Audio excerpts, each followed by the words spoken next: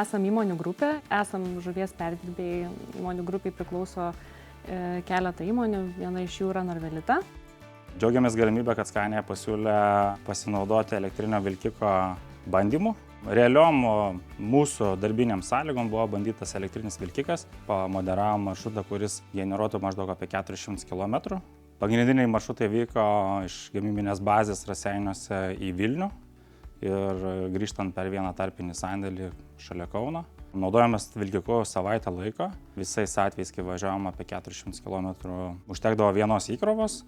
Įkrovą padarydavom įmonės kieme, pats važiavimas vairuotojui labai patiko. Vilkikas naujas, ar ne, elektrinis, labai ergonomiškas, sklandus važiavimas. Turėjom pabandymų ir ilgesniem trasom, bet to pačiu pamatėm, kad tai ilgesnį kilometražą važiuojant reikalingas ir papildomas krovimas, naudojantis jau išorės krovimo stotelėmis. Vienintelė šiuo metu esanti problema - neišvystyta infrastruktūra. Kas liečia krovimo stotelių infrastruktūrą, pritaikytą sunkiasvoriam transportui.